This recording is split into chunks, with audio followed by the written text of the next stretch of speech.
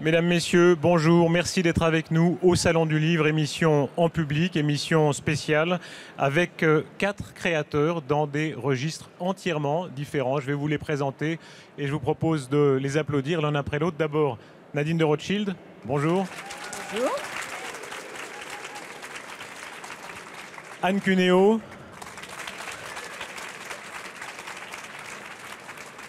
Luc Ferry. Bonjour. Et Bastian Becker. Bonjour tout le monde. Bonjour. La baronne, la romancière, le philosophe, le chanteur, ça pourrait être le titre d'un petit conte. Alors, qu'est-ce que vous avez en commun? Qu'est-ce que vous diriez, Anne Cuneo? Je dirais que nous avons en commun que nous utilisons notre imagination. Je ne sais pas, Monsieur Ferry, la philosophie, ça use l'imagination?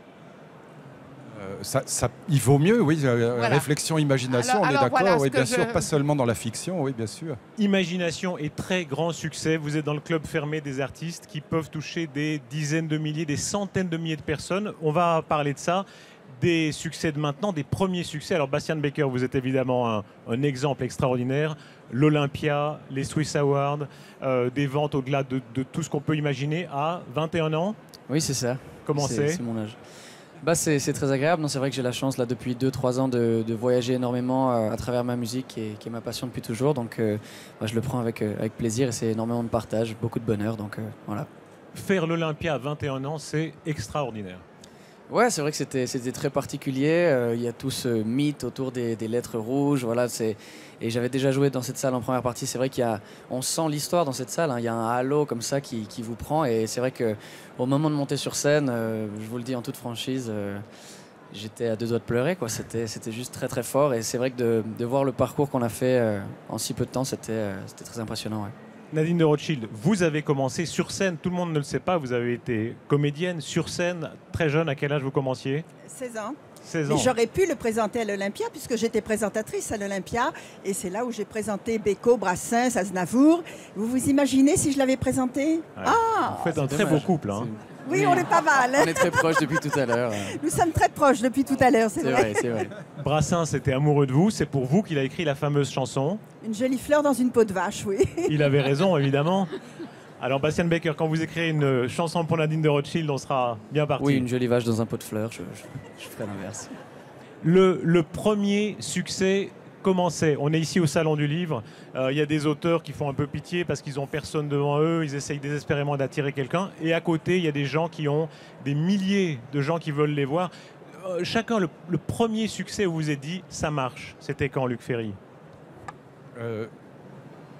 Vous savez, il y a dans un grand hebdomadaire français qui s'appelle L'Express, il y a une chronique de livre qui s'appelle Chronique d'un succès. Et en fait, c'est considéré comme une vraie vacherie. C'est-à-dire, on met dedans les livres, donc on considère qu'ils ne valent rien. Parce que pendant des années, avoir du succès de librairie, c'était considéré comme n'appartenant pas à ce qui était l'essentiel, à savoir l'avant-garde.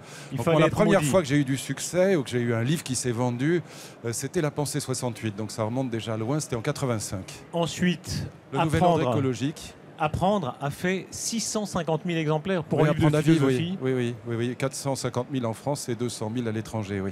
Et là, c'est très très mal vu, ça. C'est terrible. Alors, on ne se remet pas de ça. Il y avait le lieu commun, on a du succès, on a trop de succès. En Suisse, on avait le lieu commun, il faut vendre peu, être confidentiel, etc. Vous, non, vous avez vendu énormément. Alors moi, j'ai eu 2 vies d'écrivain. J'ai eu une vie d'écrivain où j'étais très très appréciée par les critiques et très peu appréciée par le public parce qu'ils ne savaient pas vraiment. Et puis j'écrivais très très poético-littéraire. Il fallait que ça soit un peu difficile quand même pour bien montrer que. Oui. Et puis est arrivé le jour où je me suis dit pour rire. Pour rire, j'ai écrit l'autobiographie d'une jeune fille de 19 ans. En l'écrivant mal, comme on écrit à 19 ans, c'est-à-dire la syntaxe y est, mais c'est un peu plat, comme ça. Je me suis donné de la peine et ça a été un succès. Ça s'appelait Station Victoria. Station Victoria. Ensuite, Le Maître de Garamond, là aussi des tirages tout à fait extraordinaires. Oui, parce que le succès m'a prise de court. Je ne m'attendais, je ne me prenais pas au sérieux. Moi, entre-temps, j'étais journaliste, j'en avais plus rien à faire d'avoir du succès littéraire et le succès m'a complètement prise de court. Nadine de Rothschild, ça vous est arrivé à plusieurs reprises, mais le fameux La Baronne rentre à 5 heures, Oui. c'était là aussi une fulgurance. Oui, ça a très bien marché. Mais après, j'ai fait le savoir-vivre, alors là, qui a été un bouleversement dans la vie de toutes les bourgeoises françaises, bien entendu. Qui Vous ne sont êtes jamais... traduite jusqu'en Chine. Vous êtes traduite jusqu'en Chine aujourd'hui. En Chine aujourd'hui, oui, absolument. Et je vais aller donner des cours aux Chinois. Vous rappelez le premier succès, le moment où vous vous êtes dit, tiens, ça marche? Non, pas vraiment, mais vous savez, Darius, j'ai toujours eu beaucoup de succès. Hein. Alors soyons modestes, ça continuait simplement, c'est tout. Bastian Becker, vous avez commencé, vous avez été remarqué par un ami qui est aujourd'hui votre producteur, qui a beaucoup compté pour vous, qui est là dans l'assistance.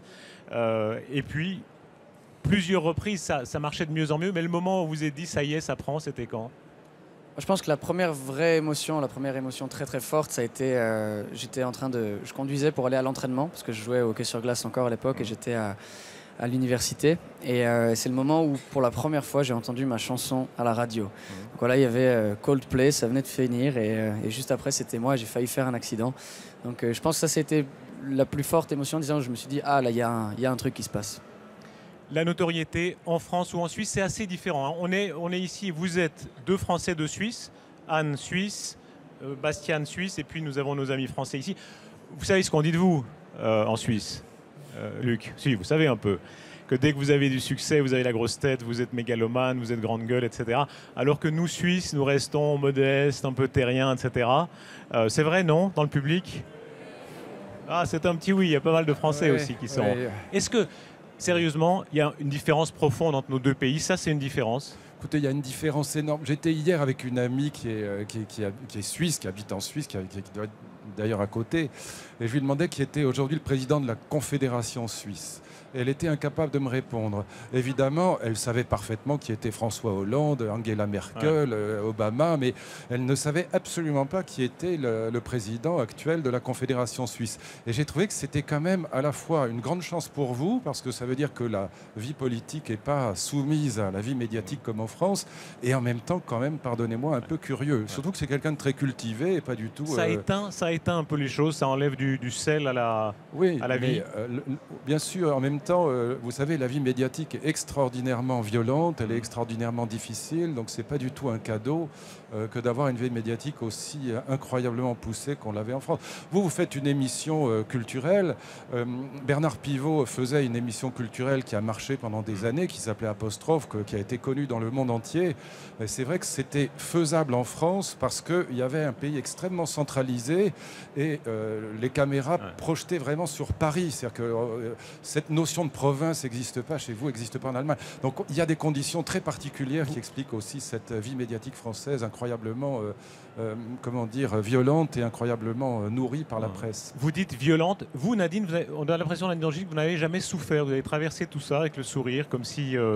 Oui, mais moi, je vais vous dire, vous savez comment je sais que je suis suisse maintenant? Je ne lis plus la rubrique nécrologique du Figaro, je prends la rubrique nécrologique de la Tribune de Genève. Et c'est tout à fait, je suis suisse maintenant. Parce que vous lisez surtout les nécrologies dans les journaux? Ça m'arrive, je vais vous dire, à partir d'un certain moment, il faut bien savoir si votre copain est toujours là ou s'il a disparu. Et si les ennemis meurent, ça évidemment c'est... Bastian Becker, vous avez vécu le succès en Suisse et en France, c'est différent? Oui, je pense qu'il y a énormément de différences. Ouais, alors, je serais incapable de les citer comme ça maintenant toutes. Mais c'est vrai que je pense que c'est surtout en termes de médias qu'il y a une vraie différence. Hein. Comme il le disait, les médias français sont très violents. Il y a tout de suite... ils ont envie de s'impliquer beaucoup plus dans la vie privée que ce qu'on fait en Suisse. Quoi. Moi, je sais qu'en Suisse, je peux sortir tranquillement un peu n'importe où. Je sais qu'en France, il faut prendre des précautions. Quoi, comme vous prenez des précautions en France, oui. On est vraiment plus suivi. Il faut faire attention à qui on est vu, etc. Et ben voilà, moi je me suis... Et s'il y a beaucoup de... Enfin, c'est quelque chose que les gens vénèrent, quoi. Moi, je me suis retrouvé en première page de Magazine People. J'hallucinais, quoi. Alors moi, je le prends avec le sourire parce que fondamentalement, ça ne me change pas la vie. Et je ne vais pas les lire. Mais c'est vrai que c'est très, très étrange, cette médiatisation française, quoi. Anne Cuneo, vous qui avez vécu dans les deux mondes, à Paris et à Lausanne ou à Genève ou à Zurich aussi, vous avez fait une grande carrière là-bas, c'est très différent, hein, la perception de la réussite littéraire notamment, ces deux mondes. D'une part, il y a ça, mais quand même, je voudrais dire par rapport à Bastien, c'est aussi le médium, c'est-à-dire la littérature, il faut conquérir les gens un à un. ils doivent lire le livre. Et puis après, ils en parleront. Toi, moi, j'ai jamais cherché à te connaître, mais je te connais. Tu comprends? Parce que une fois, je suis arrivée, puis tu étais là, tu jouais. J'ai dit, c'est qui? C'était joli. Alors, j'ai retenu. Et tu es déjà là. Vous êtes passé au tutoiement déjà, on dirait. Hein? Oui, moi j'adore le tutoiement, en l'occurrence. Tu es déjà là en dépit du fait que je ne te connais pas et que je n'ai jamais retenu ton nom. Tu comprends? Bastien, enchanté. Non, mais je veux dire, j'aimerais vous entendre, Anne. J'aimerais vous entendre. Vous commencez le numéro, on est pile dedans. Sur la séduction. J'aimerais vous entendre sur la séduction parce que vous faites des métiers, chacun dans votre registre de séduction. Même vous, Anne Cuneo, vous êtes apparemment la plus austère du groupe. Est-ce qu'un lecteur est déjà tombé amoureux de vous en vous lisant? Oui, bien sûr. Et alors qu'est-ce que vous voulez faire? Vous écoutez, vous dites oui. Non, je suis désolée, j'ai déjà un mari, j'ai déjà des enfants. Ah, qu'est-ce que vous êtes ennuyeuse? Oui, je suis ennuyeuse. Moi, je ne prends mes envolées, mes délires que quand je suis assise devant moi. Enfin, vous dites toutes les banalités qu'on peut dire dans ces cas-là. Quand même. Vous pouvez rosir, Anne Cuneo. Si on regarde bien Anne Cuneo, elle rosille. Oui, bien sûr, on rugit toujours. Vous, des lettres d'amour, vous en avez reçu énormément. Vous avez brisé. Moi, je voudrais quand même poser une question à mon jeune voisin. Vous avez reçu la mienne d'ailleurs. C'est vrai? Est-ce que vous avez reçu la mienne de lettre d'amour? Non. Non, mais elle doit être dans mon sac quelque part, sans aucun doute. Non, moi, je voudrais savoir si vous aimez encore comme un adolescent ou comme un homme aujourd'hui. Oh Dieu. Écoutez, on pourra parler de tout ça un peu plus tard. La tentation, Bastien de Becker, vous savez très bien, moi je peux témoigner comme journaliste, on reçoit en studio des comédiens, des chanteurs, qui quand ils viennent à Genève ou à Montreux ou à Lausanne, ils ont une liste de femmes. Et ils regardent, ils ont une dizaine de femmes qui peuvent appeler, parce qu'elles sont toujours prêtes à être avec un beau chanteur, un beau comédien. La tentation, elle est énorme. La tentation est énorme, ouais. Je crois qu'il ne faut pas se voiler la face. Hein. Après, moi je suis quelqu'un qui, de base, j'aime rencontrer des gens. J'ai la chance de rencontrer énormément de gens très très intéressants et comme tu le disais, c'est vraiment un métier de la séduction parce que c'est notre métier, hein. On est sur scène il faut essayer d'aller chercher les gens et donc c'est quelque chose qu'on a au quotidien. Ouais. Et est-ce qu'il y a une peur des fans? Il y a des fans qui peuvent être un peu hystériques, qui peuvent pleurer, etc. On vient d'en voir tout à l'heure qui était en photo, qui voulait être en photo avec vous. Il y a un moment où ça fait peur? Comme vous le voyez, là aujourd'hui c'est flippant. Non, aujourd'hui c'est très... Non, c'est clair qu'il y a parfois des réactions un petit peu démesurées, mais je dirais que, en tout cas en Suisse, c'est très calme, c'est très poli, hein, comme on l'est. Il arrive parfois, mais c'est des belles émotions. Ouais. Généralement, j'ai eu vraiment plus d'expériences très positives avec des gens qui sont contents de te rencontrer et qui du coup fondent dans larmes parce que ça a été un vrai rêve qu'ils avaient. Mais c'est vrai, des débordements, pas vraiment. Ouais. Vous y cédez à la tentation? Évidemment. Il y a un rire discret là, timide. Luc Ferry, vous faites celui qui est en dehors de la discussion, vous êtes le professeur de philosophie, vous avez été ministre, 1 million de profs sous vos ordres, mais tout le monde sait que vous avez une réputation de séducteur. Elle est tout à fait établie. Vous avez ce qu'on appelle un palmarès. Il y a une personnalité très très connue de la scène internationale, femme très belle qui compte un peu comme Cléopâtre pour les Romains, qui a été dans votre lit. La séduction, ça compte, même quand on est écrivain en philosophie. Non, je répondrai comme Maître Yoda dans La Guerre des Étoiles, qu'en 900 ans tu auras, moins en forme tu seras. Donc il y a un moment quand même où ça finit par se calmer. Mais c'est pas encore venu, je dois dire, mais bon, c'est vrai que j'ai bon espoir quand même. Non, mais blague à part, si je peux dire juste un truc un tout petit peu sérieux, je veux pas casser l'ambiance qui est charmante, mais... Le succès dans les livres, en tout cas, dans la chanson, dans la musique, dans la culture contemporaine, c'est différent. Mais dans le domaine des livres, c'est un piège parce que pendant très longtemps, on a vécu sur l'idée que le vrai écrivain, le vrai artiste, il était d'avant-garde et que, étant en avance sur son temps, il ne pouvait pas avoir un public. S'il avait un public, c'est que c'était une prostituée, c'est qu'il se vendait, la médiatisation était vue comme quelque chose d'affreux. Dans ma génération, quand j'ai commencé à écrire, avoir passé même chez Pivot, c'était dans l'université considéré comme bien pire que d'aller au bordel. Donc c'est un piège. Vous avez réussi à rendre la philosophie aimable à beaucoup de gens. Je suis pas le seul. Pas le seul. Il y a même une mode. Hein. Il y a des magazines, il y a André Comte-Sponville, etc. Oui. Mais est-ce qu'il y a un moment où, au moment d'écrire, on se dit tiens, là, je vais trop loin dans la simplification ou pas assez? Est-ce qu'on se pose cette question? C'est pas du tout ça. Là, c'est encore justement lié à ce que je viens de vous dire. L'illusion, elle est inverse. C'est qu'on a eu cette période de l'avant-garde. En gros, les années 50-60, Derrida, Foucault, des gens qui écrivaient vraiment pour des tout petits cercles.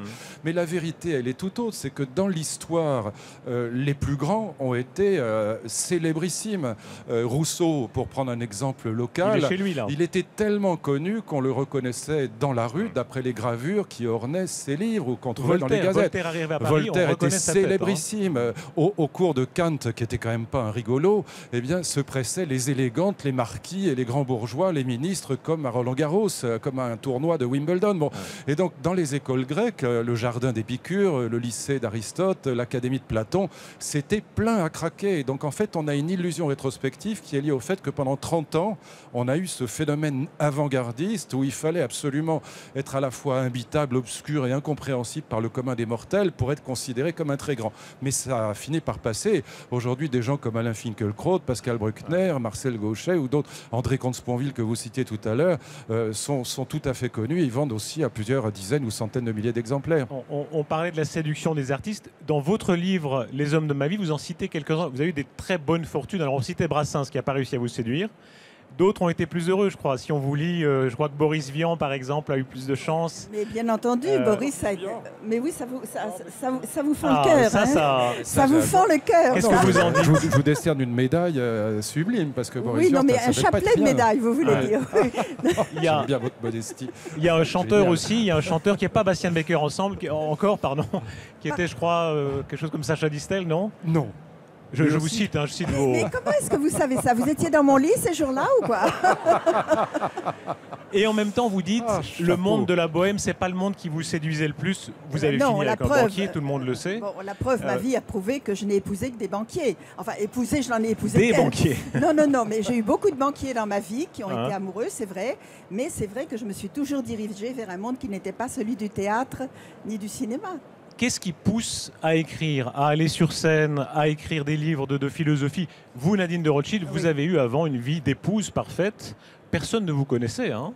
Après tous les amants que vous venez de me donner, là, on vous connaissait effectivement, en privé, j'ai été une épouse parfaite, c'est vrai, qui a duré 36 ans et voilà, et qui aurait continué si mon mari n'avait pas disparu, c'est certain. À un moment donné, vous écrivez, et on le disait, succès fulgurant. Qu'est-ce qui vous a poussé à écrire? C'est mon mari qui un jour est arrivé, il était administrateur chez Hachette et il m'a dit, paraît-il que tu as eu une vie extraordinaire. Alors je lui ai dit, si tu ne le sais pas, je ne vois pas qui pourrait le savoir. Et il m'a dit, il faut absolument que tu travailles avec la Tess. Et j'ai fait ce livre qui s'appelait La Baronne rentre à 5 heures, voilà, et qui a eu un énorme succès. La même question, Luc Ferry. Vous avez été ministre. Il y avait cette fameuse formule, on disait il retourne à ses chères études, ça voulait dire qu'on s'enterrait et puis qu'on n'entendait plus parler de vous. Vous faites le contraire, vous êtes plus connu maintenant comme philosophe que comme ancien ministre. Le moteur, c'est quoi? Écoutez, si je vous dis vraiment le fond de la chose, c'est quand vous êtes devant un magnifique paysage ou devant un tableau sublime, vous entendez une musique merveilleuse, vous n'avez pas envie d'être tout seul, vous avez envie de partager avec les autres. Et c'est vraiment ça. Il y a des idées dans l'histoire de la philosophie et dans la philosophie contemporaine qui sont tellement belles, qui sont comme des châteaux somptueux, qu'on n'a pas envie de les visiter tout seul. C'est vraiment uniquement ça. C'est l'envie de partager avec les autres des idées qui sont simplement géniales et en plus qui permettent de comprendre le monde, mais aussi de se comprendre soi-même. Donc c'est vraiment quelque chose qu'on n'a pas envie de garder pour soi. Bastien Becker, vous avez eu aussi une première vie de hockeyeur. Vous auriez pu faire une très belle carrière sportive. Le moteur de chanter, de créer, qu'est-ce que c'est? Il n'y a pas une matinée où je me suis réveillé, où je me suis dit je vais tout arrêter, maintenant je vais prendre ma guitare et faire de la musique. Je pense que ça a toujours été ancré en moi. Ma mère avait l'habitude de dire que je chantais 26 heures sur 24. C'est vrai que, et créer en fait au-dessus de tout. C'est vrai que depuis que je suis petit, en classe, en première, deuxième primaire, je réunissais un peu les élèves, j'essayais de monter un groupe, on me proposait une chanson une fois par semaine que j'avais écrite. J'ai enregistré un album a cappella quand j'avais 10 ans. J'ai vraiment toujours aimé créer et ensuite proposer ce que j'avais créé. Donc je pense que ça part de là, en fait, cette envie. On parlait avec Anne Cuneo du lieu commun de l'artiste maudit qui existait un peu dans le passé ou confidentiel. Il y a un autre lieu commun qui a sa part de vérité, c'est l'artiste qui fait beaucoup de sacrifices. de sa vie privée, etc., qui se retrouve tout seul après un concert ou après un livre, etc. Est-ce que ça a une part de vérité quand même? Quand on travaille énormément, quand on se donne énormément à un public, est-ce qu'il y a un moment où on se retrouve seul, Anne Cuneo? Je voudrais répondre un peu à côté de la question. Ça ne m'étonne pas. J'ai décidé que je serais écrivain. J'avais entre 3 et 4 ans. J'ai appris à écrire pour écrire et à lire pour me relire. Et à partir de là, la notion de... C'est un peu comme lui, vraiment... j'ai écrit mon premier roman en 3e primaire. Il a reçu le premier prix du roman que j'ai jamais reçu, c'est-à-dire être lu dans la classe. C'est-à-dire qu'à partir de là, le mot sacrifice n'a pas de sens. On bâtit sa vie de telle sorte. Moi, je me suis toujours dit, je suis comme une sportive qui doit s'exercer tous les jours. Alors, j'ai cherché un métier parce que écrire en Suisse, ça ne permet pas de vivre. J'ai cherché un métier et j'ai trouvé le métier de journaliste, c'était parfait. J'écrivais tous les jours. Ça vous apprend une tenue, contrairement à tout ce qu'on en dit, une tenue, une manière d'écrire. Il n'y a pas de sacrifice. Alors, Luc Ferry, vous avez fréquenté les plus grands fauves politiques, les Sarkozy, les Chirac. On les voit toujours qui se jettent vers le public, qui embrassent les gens, qui serrent des mains, etc. Cette rage d'avoir un public, est-ce que c'est... Comment vous l'expliquez comme philosophe? C'est sain? C'est dangereux?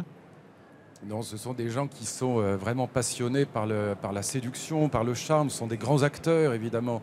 Et c'est vrai que Chirac, notamment, avait un charme fou. Quand il rentrait dans une pièce, un peu comme Alain Delon dans un autre registre, on voyait que lui, simplement. Il avait une autorité sur les gens absolument extraordinaire. Et c'est vrai que ce sont d'immenses séducteurs. Quand vous les connaissez en vrai, évidemment, ça n'a strictement aucun rapport avec l'image publique. Ce sont Chirac qui passait pour quelqu'un d'un peu...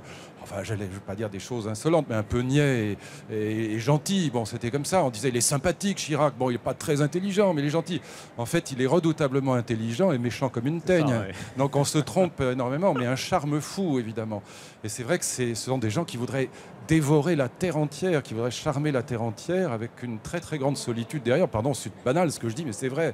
Évidemment, dès qu'ils se retrouvent tout seuls, ils sont perdus. Dès qu'ils se retirent de la vie politique, ils sont carbonisés, il ne reste rien dans leur existence. C'est vraiment la volonté de puissance, c'est constamment... Vous savez, comme les requins qui sont obligés de nager tout le temps pour respirer parce qu'ils n'ont pas de système respiratoire. Voilà, c'est leur carburant. Ils avancent constamment et dès qu'ils s'arrêtent, ils implosent. Est-ce que vous l'avez vu, ça, Nadine de Rothschild, la tristesse des gens de comédie, de théâtre qui ont besoin d'un public, mais dès qu'ils sont derrière, ça tombe? Non, pas vraiment. Non, je peux pas. Je l'ai vu chez les hommes politiques, oui. Ouais. Chez les politiques, oui, absolument. Ça, c'est certain. Des hommes qui étaient reçus matin, midi et soir et qui, du jour au lendemain, n'avaient absolument plus de public, c'est certain, oui. Qu'est-ce qui peut encore vous toucher dans le public? Vous recevez des milliers de lettres, j'imagine. Qu'est-ce qui vous surprend encore? Non, des milliers, faut pas exagérer. Qu'est-ce qui me surprend? Comme aujourd'hui, je suis ravie de rencontrer ce jeune bébé, de rencontrer... Non, mais c'est certain, c'est une joie de tous les jours de se dire qu'on existe et qu'il existe. C'est merveilleux. Et Bastian Becker vous demandait des conseils tout à l'heure là en coulisses. Oui. Qu'est-ce que vous lui donneriez comme conseil? Ah, mon Dieu, de manger la vie comme il est en train de la manger et surtout de ne jamais avoir peur de quoi que ce soit. De foncer. D'accord. Bastian Becker, votre conseil à Nadine de Rothschild, qu'est-ce que ce serait? Vous êtes deux générations d'artistes. Oh là, écoutez, Nadine. Non, je pense qu'il ne faut pas changer. Je crois que ça fait... on s'entend très bien. On va continuer à bien s'entendre. Voilà. On s'entend très bien. Vous avez entendu? Oui, hein? Oui. Alors, je ne sais pas, vous ne vous connaissiez pas forcément avant, hein? C'est ce que disait Anne tout à l'heure pour Bastien. Alors, j'invite chacun à lire ou à écouter les œuvres de l'autre. Par quoi vous voulez commencer? Allez, Luc Ferry. Qu'est-ce que vous n'avez pas lu ou entendu? Qu'est-ce que vous allez écouter? Non, ce serait désobligeant. Je le découvre aujourd'hui, ce jeune homme, mais avec grand bonheur. Donc je vais l'écouter maintenant. Bastian Becker, merci. Vous avez un public extraordinaire. Beaucoup des jeunes filles qui sont là, et pas seulement pour vous, mais beaucoup sont venues pour vous. Quand vous fredonnez à l'oreille de la personne aimée, de la jeune fille aimée, on a envie de vous entendre chanter. Je sais que ce n'est pas les conditions, mais allez, qu'est-ce que vous fredonnez? Je fredonne. Il faut savoir que j'ai tout le temps une mélodie en tête, j'ai tout le temps une idée d'arrangement et je crée énormément. Alors après, il y a beaucoup de choses que je jette ou que j'oublie. Et dans la manière de composer aussi, c'est très spontané, c'est très rapide. C'est-à-dire que je suis incapable d'écrire une mélodie et de mettre le texte 6 mois après dessus, et vice-versa, parce que je pense que chaque texte a sa mélodie et inversement. Alors là, en l'occurrence, je sais pas, j'avais une chanson de Robert Francis dans la tête. Alors, allez-y, faites des heureuses. Vous êtes sûr? Ouais, c'est étrange. Bah, mais... oui. C'est dans un salon, c'est dur et tout, mais Ouais. allez-y. Junebug, I remember everything. The blue carpeted floors, the tall wooden doors. I held you in my arms. Junebug, I'd burn down the picture of a house, say it was ours, when we didn't need it anymore. And that was when I loved you best. We were kids then. We shouldn't think about the rest. Voilà, j'avais ça dans la tête. Bravo. Merci, merci. Il m'a surpris. Voilà, un très grand merci à vous, Bastien Becker, à vous, Nadine de Rothschild, Luc Ferry, Anne Cuneo. On vous lira, on vous écoutera. Et merci à vous, mesdames et messieurs, d'avoir été présents. À vous de nous avoir suivis pour cette émission spéciale au Salon du Livre. Merci beaucoup. Merci.